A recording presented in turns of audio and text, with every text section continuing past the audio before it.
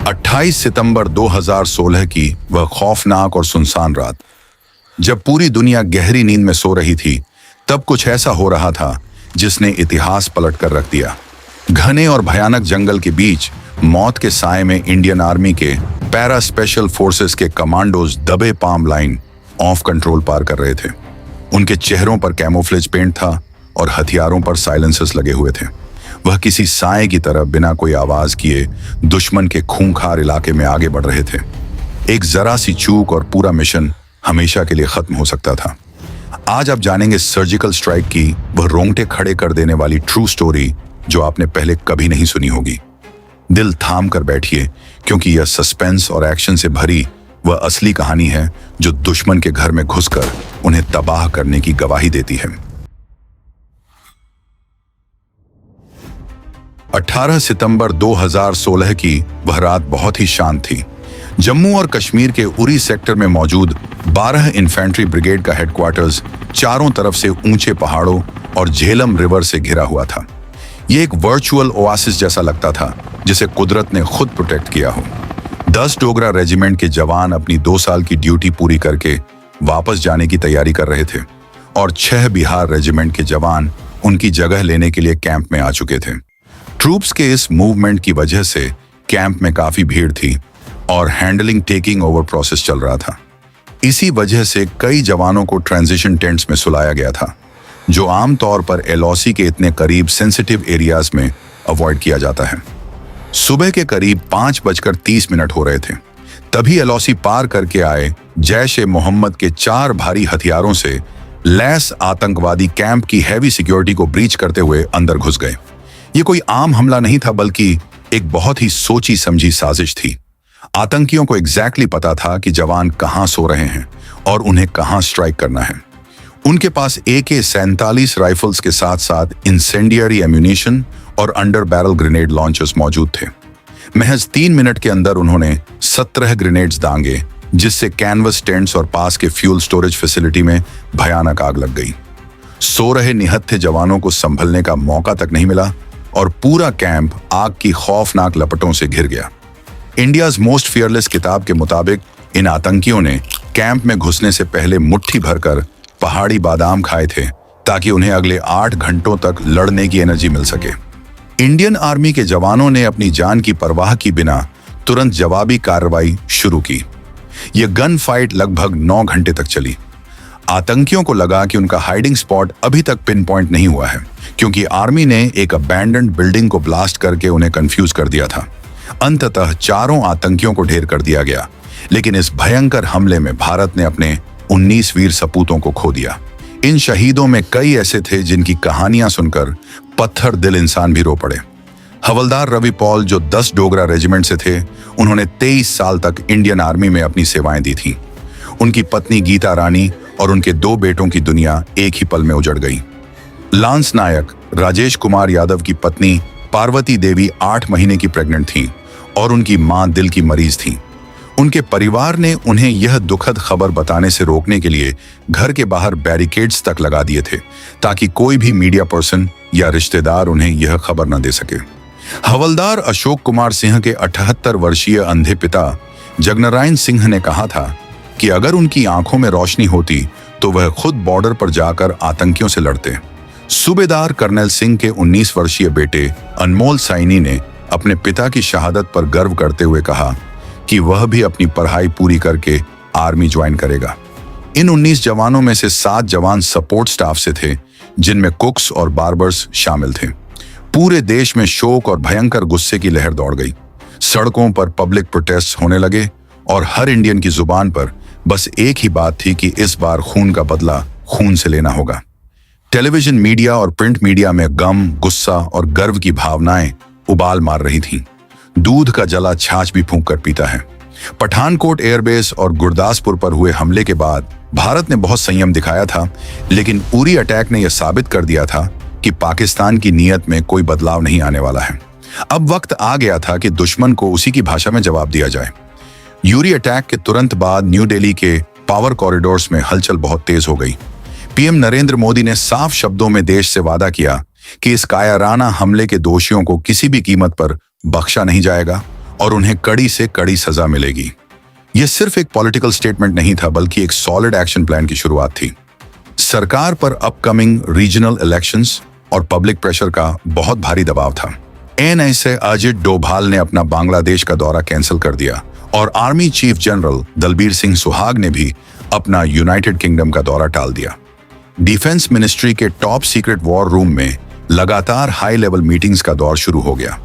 22 सितंबर को रात 9:30 से 11 बजे तक एक बेहद कॉन्फिडेंशियल मीटिंग हुई, जिसमें PM Modi, defence minister Manohar Parrikar, army chief general Dalbir Singh, air chief marshal Arup Raha, naval chief admiral Sunil Lamba, DGMO lieutenant general Ranbir Singh और एनएसए अजीत डोभाल मौजूद थे।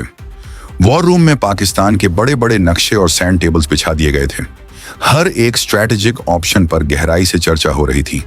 इंटेलिजेंस एजेंसीज, रॉ और एनटीआरओ को तुरंत एक्शन में लाया गया। उनका काम था एलओसी के पार मौजूद टेरर लॉन्च पैड्स की सटीक जानकारी जुटाना। इसरो के कार्टोसैट 2C सैटेलाइट को पीओके के ऊपर सर्वेलेंस के लिए लगाया गया। कार्टोसैट 2C की 0.6 मीटर की हाई रेजोल्यूशन इमेजरी ने दुश्मन के कैंप्स की एक एक डिटेल हमारे कमांडर्स के सामने रख दी। सैटेलाइट इमेजेस, ड्रोन्स और ह्यूमन इंटेलिजेंस के जरिए पता चला कि भीमबेर, हॉट स्प्रिंग केल और लिपा सेक्टर्स में आतंकियों के लॉन्च पैड्स पूरी तरह से एक्टिव हैं। ये लॉन्च पैड्स असल में फॉरवर्ड लोकेटेड बंकर्स थे, जहां आतंकी घुसपैठ करने से पहले 24 से 48 घंटे तक रुकते थे। पाकिस्तान आर्मी उन्हें पूरी सिक्योरिटी कवर और लॉजिस्टिकल सपोर्ट दे रही थी। भारत ने डिप्लोमेटिक लेवल पर भी पाकिस्तान को आइसोलेट करना शुरू कर दिया। इस्लामाबाद में होने वाले 19वें सार्क समिट का भारत ने बॉयकॉट कर दिया, जिसके बाद अफगानिस्तान, बांग्लादेश और भूटान ने भी समिट में जाने से मना कर दिया। उधर पाकिस्तान के prime minister Nawaz Sharif United Nations general assembly में जाकर कश्मीर का मुद्दा उठा रहे थे और बुरहान वानी जैसे आतंकी को हीरो बता रहे थे। ये बिल्कुल उल्टा चोर कोतवाल को डांटे वाली बात थी। पीएम मोदी ने मिलिट्री ऑप्शंस को हरी झंडी दे दी। फैसला लिया गया कि इंडियन आर्मी की एलीट स्पेशल फोर्सेस इस सर्जिकल स्ट्राइक को अंजाम देंगी। इस मिशन के लिए नॉर्दर्न कमांड के तहत 4 पैरा एसएफ और 9 पैरा एसएफ को चुना गया।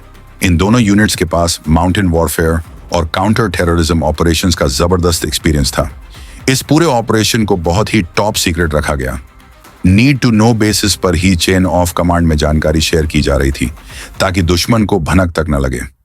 पाकिस्तान को लगने लगा था कि इंडिया हमेशा की तरह सिर्फ डिप्लोमेटिक प्रोटेस्ट्स करेगा और कोई मिलिट्री एक्शन नहीं लेगा। लेकिन उन्हें अंदाजा नहीं था कि इंडियन आर्मी उनके घर में घुसकर उन्हें हमेशा के लिए सुलाने की पूरी तैयारी कर चुकी है। मिशन की जिम्मेदारी मिलते ही 4 पैरा एसएफ के मेजर रोहित सुरी, जिन्हें रेडियो कम्युनिकेशन में मेजर माइक टेंगो कहा जाता था, उन्होंने अपनी स्ट्राइक टीम तैयार करनी शुरू कर दी।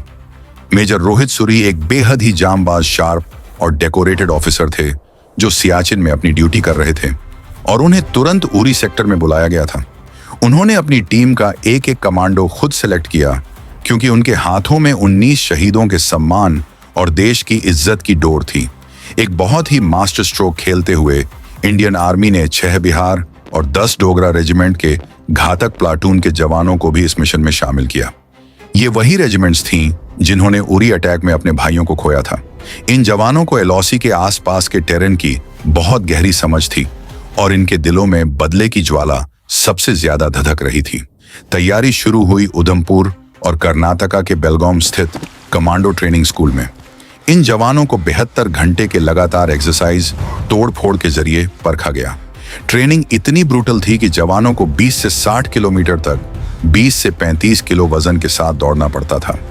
इसके साथ ही उन्हें क्लोज क्वार्टर कॉम्बैट और मार्शल आर्ट्स की स्पेशल ट्रेनिंग भी दी गई, ताकि वह बिना गोली चलाए भी दुश्मन की गर्दन तोड़ सकें। कमांडोज को 20 से 22 घंटे की ट्रेनिंग दी जाती थी और उन्हें मेंटल टॉर्चर भी सहना पड़ता था, ताकि वह प्रेशर में टूटेंगे नहीं।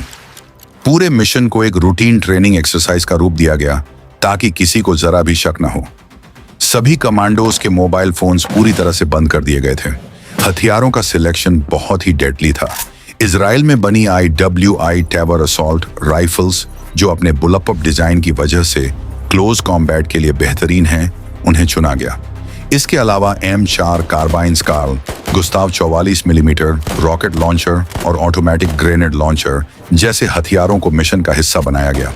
रात के घुप अंधेरे में देखने के लिए लेटेस्ट नाइट विजन गॉगल्स का इस्तेमाल किया गया। उधर पाकिस्तान की मिलिट्री अपने बॉर्डर पर हाई अलर्ट पर थी। उनके रेडर सिस्टम्स पूरी तरह से एक्टिव थे और साब 2000 एयरबोर्न वार्निंग एयरक्राफ्ट आसमान में निगरानी कर रहा था। दुश्मन को चकमा देना बहुत जरूरी था, इसलिए इंडियन आर्मी ने एक जबरदस्त डिवर्शनरी टैक्टिक का इस्तेमाल किया। अटैक से ठीक पहले इंडियन आर्मी की 28 डिवीजन ने कुपवारा सेक्टर और 25 डिवीजन ने राजौरी सेक्टर में भारी स्मॉल आर्म्स और मॉर्टर फायर शुरू कर दिया, जिसकी लाठी उसकी भैंस। भारत ने अपनी फायर पावर का ऐसा खौफनाक प्रदर्शन किया कि पाकिस्तान आर्मी का पूरा ध्यान उन पोस्ट्स की तरफ चला गया जहां से फायरिंग हो रही थी। उन्हें लगा कि इंडियन आर्मी एक कन्वेंशनल अटैक करने वाली है। दुश्मन का ध्यान पूरी तरह से भटक चुका था और हमारे पैरा एसएफ कमांडोज के लिए एलओसी पार करने का रास्ता बिल्कुल साफ हो चुका था। 28 और 29 सितंबर 2016 की दरमियानी रात आसमान में चांद का नामो निशान नहीं था, क्योंकि यह एक अमावस्या की रात थी जो कोवर्ट मिलिट्री ऑपरेशंस के लिए सबसे बेहतरीन मानी जाती है। रात के करीब 12:30 हो रहे थे जब पैरा एसएफ की 5 टीम्स ने एलओसी पार करना शुरू किया। लगभग 70 से 80 कमांडोज छोटे छोटे ग्रुप्स में बंटकर आगे बढ़ रहे थे। 4 पैरा एसएफ के कमांडोज ने कुपवाड़ा के नौगाम सेक्टर से टूटमारी गली के रास्ते और 9 पैरा एसएफ ने पुंछ सेक्टर से बिलोनी और नांगी टेकरी बटालियन एरियाज के बीच से दुश्मन के इलाके में कदम रखा। यह कोई सीधा और आसान रास्ता नहीं था। पीओके का टेरेन बहुत ही खतरनाक और उबड़ खाबड़ है, जहां हर कदम पर लैंड माइंस और दुश्मन की पेट्रोलिंग टीम्स का खतरा मंडराता रहता है। रात के सन्नाटे में हमारे कमांडोज किसी भूत की तरह बिना कोई आवाज किए आगे बढ़ रहे थे। उनके चेहरों पर कैमोफ्लेज पेंट था और राइफलों पर साइलेंसर लगे हुए थे। जरा सी भी आवाज पूरे मिशन को खतरे में डाल सकती थी। कार्टोसैट 2C सैटेलाइट की तस्वीरें और ड्रोन्स की लाइव सर्विलांस ने उन्हें एग्जैक्ट रूट मैप दे दिया था। वे दुश्मन के इलाके में 500 मीटर से लेकर 3 किलोमीटर तक अंदर घुस चुके थे। भिम्बर, हॉट स्प्रिंग केल और लिपा सेक्टर्स में मौजूद आतंक के 7 लॉन्च पैड्स अब उनकी आंखों के बिल्कुल सामने थे। रात के 2 बज चुके थे। लॉन्च पैड्स पर मौजूद आतंकवादी और उनके पाकिस्तानी हैंडलर्स गहरी नींद में थे या फिर अगली सुबह भारत में घुसपैठ करने के नापाक सपने देख रहे थे। उन्हें जरा भी भनक नहीं थी कि मौत उनके सिरहाने आकर खड़ी हो गई है। मेजर रोहित सूरी अपनी 8 मेंबर्स की स्ट्राइक टीम के साथ टारगेट के बिल्कुल करीब पहुंच गए थे। उन्होंने सिचुएशन को बड़ी बारीकी से एनालाइज किया और अपनी असॉल्ट टीम को पोजीशन लेने का इशारा किया। हर एक कमांडो अपनी जगह पर बिल्कुल सेट हो चुका था। उंगलियां ट्रिगर पर कस चुकी थीं और धड़कनें बिल्कुल शांत थीं। अब बस मिशन लीडर के ऑर्डर का इंतजार था। दिल्ली के वॉर रूम में बैठे डिफेंस मिनिस्टर मनोहर पार्रिकर, एनएसए अजित डोभाल और army chief general Dalbir Singh helmet cameras और ड्रोन्स के जरिए इस पूरे ऑपरेशन को लाइव मॉनिटर कर रहे थे। पूरे देश की सांसें अटकी हुई थीं। यह मोमेंट आगे कुआं पीछे खाई जैसा था, जहां एक छोटी सी गलती भी बहुत भारी पड़ सकती थी। All station for go 3, 2-1 go radio पर मेजर रोहित सूरी की यह आवाज गूंजी और इसके साथ ही खामोश रात भयानक धमाकों की आवाज से दहल उठी। Carl Gustav 84 millimetre rocket launcher और ऑटोमेटिक ग्रेनेड लॉन्चर ने दुश्मन के बंकर पर आग उगलनी शुरू कर दी। लॉन्च पैड्स ताश के पत्तों की तरह बिखरने लगे। आतंकियों को समझ ही नहीं आया कि उन पर यह प्रलय कहां से टूट पड़ी है। जो आतंकी अपनी जान बचाकर बाहर भागने की कोशिश कर रहे थे, उन्हें टैवर टार 21 और M4 कार्बाइन्स की सटीक गोलियों ने वहीं जमीन पर ढेर कर दिया। मेजर रोहित सूरी ने असाधारण वीरता का परिचय दिया। जब उन्होंने देखा कि 2 सेंट्रीज उनकी टीम की तरफ तेजी से बढ़ रहे हैं, तो उन्होंने अपनी जान की परवाह किए बिना क्लोज क्वार्टर कॉम्बैट में उन दोनों को मार गिराया। इसके बाद मेजर सूरी ने जंगल की तरफ भाग रहे 2 और आतंकियों का पीछा किया और उन्हें भी हमेशा के लिए शांत कर दिया। इसी दौरान नायब सूबेदार विजय कुमार ने भारी एनिमी फायर के बीच अपनी पोजीशन संभाली और आतंकियों के हाइड आउट पर अंधाधुंध फायरिंग शुरू कर दी। उनकी इस कवरिंग फायर की वजह से असॉल्ट टीम आसानी से टारगेट के करीब पहुंच सकी और विजय कुमार ने खुद अपनी राइफल से 2 आतंकियों को ढेर कर दिया। नाच न जाने आंगन टेढ़ा। पाकिस्तान हमेशा दुनिया भर में भारत पर झूठे इल्जाम लगाता था, लेकिन आज उसके पाले हुए आतंकी उसी की जमीन पर कुत्तों की मौत मारे जा रहे थे। लॉन्च पैड्स के साथ साथ उन पाकिस्तानी आर्मी पोस्ट को भी तबाह कर दिया गया जो आतंकियों को प्रोटेक्शन और कवर दे रही थीं। लगभग 38 से 40 आतंकी और उनके मददगार इस भयानक हमले में पूरी तरह से मिटा दिए गए। यह एक एब्सोल्यूट मैसेकर था। इंडियन आर्मी ने अपने 19 भाइयों की शहादत का बदला ले लिया था, और वह भी बिना किसी सिविलियन कैजुअल्टी के। दुश्मन की कमर पूरी तरह से टूट चुकी थी और उनके टेरर कैंप्स जलकर खाक हो चुके थे। कमांडोज ने इस पूरे ऑपरेशन का वीडियो भी रिकॉर्ड किया ताकि जरूरत पड़ने पर दुनिया को सबूत दिया जा सके। हमला करना जितना मुश्किल था, उससे कहीं ज्यादा मुश्किल था दुश्मन के इलाके से सही सलामत वापस लौटना। धमाकों की भयानक आवाज सुनकर पाकिस्तान आर्मी पूरी तरह से अलर्ट हो चुकी थी। अब वे हर दिशा में अंधाधुंध फायरिंग कर रहे थे। मेजर माइक टांगो के मुताबिक वापसी का सफर सबसे ज्यादा खौफनाक था, क्योंकि दुश्मन की गोलियां उनके कानों के पास से सीटी बजाते हुए निकल रही थीं। पीएम नरेंद्र मोदी का स्पष्ट ऑर्डर था कि मिशन चाहे जो भी हो, हर एक कमांडो सूरज उगने से पहले वापस आना चाहिए। सभी टीम्स तेजी से एक्सफिल्ट्रेशन रोड की तरफ बढ़ने लगी। इसी भाग दौड़ में 4 पैरा एसएफ का एक कमांडो गलती से एक लैंडमाइन पर पैर रख बैठा और ब्लास्ट में बुरी तरह घायल हो गया। लेकिन उस जांबाज ने हार नहीं मानी और अपने साथियों के कवर फायर की मदद से वह भी सुरक्षित भारतीय सीमा में दाखिल हो गया। सुबह के 4:30 तक सभी कमांडोज एलओसी पार करके अपने बेसिस पर वापस आ चुके थे। दिल्ली के वॉर रूम में बैठे एनएसए अजित डोभाल और डिफेंस मिनिस्टर ने राहत की सांस ली। ऑपरेशन 100% सक्सेसफुल रहा था। पंजाब और जम्मू कश्मीर के बॉर्डर एरियाज में 10 किलोमीटर तक के विलेजेस को एहतियात के तौर पर इवैक्यूएट करा लिया गया था, ताकि पाकिस्तान की तरफ से होने वाली शेलिंग से बचा जा सके। 29 सितंबर 2016 की दोपहर DGMO lieutenant general Ranbir Singh ने मिनिस्ट्री ऑफ एक्सटर्नल अफेयर्स के स्पोक्सपर्सन विकास स्वरूप के साथ एक जॉइंट प्रेस कॉन्फ्रेंस की। उन्होंने पूरी दुनिया के सामने ऐलान किया कि इंडियन आर्मी ने पीओके में घुसकर सर्जिकल स्ट्राइक्स को अंजाम दिया है और भारी संख्या में आतंकियों को मारा है। उन्होंने बताया कि स्ट्राइक का मकसद सिर्फ आतंकियों को रोकना था और अब ऑपरेशन खत्म हो चुका है। पाकिस्तान पूरी तरह से बौखला गया। खट्टे अंगूर वाली कहावत को सच साबित करते हुए अपनी बेइज्जती छिपाने के लिए उन्होंने दावा किया कि यह सिर्फ एक क्रॉस बॉर्डर फायरिंग थी और कोई सर्जिकल स्ट्राइक नहीं हुई। लेकिन पूरी दुनिया जान चुकी थी कि नया इंडिया अब चुप बैठने वाला नहीं है। इस अदम्य साहस के लिए मेजर रोहित सूरी को कीर्ति चक्र और नायब सूबेदार विजय कुमार सहित कई अन्य जवानों को शौर्य चक्र से सम्मानित किया गया। उरी अटैक के बाद भारत ने जो गहरे घाव सहे थे, सर्जिकल स्ट्राइक ने उन पर मरहम लगाने का काम किया। शहीदों के परिवारों जैसे हवलदार अशोक कुमार सिंह की पत्नी संगीता देवी को यह देखकर तसल्ली मिली कि उनके पति की शहादत बेकार नहीं गई। इंडियन आर्मी के स्पेशल फोर्सेस ने यह साबित कर दिया कि जो भी भारत की तरफ आंख उठाएगा उसे उसके घर में घुसकर मारा जाएगा। यह कहानी सिर्फ एक मिलिट्री ऑपरेशन की नहीं है, बल्कि यह हमारे जांबाज सैनिकों के उस जज्बे की कहानी है जिसके लिए वह अपना सब कुछ न्यौछावर कर देते हैं। जय हिंद।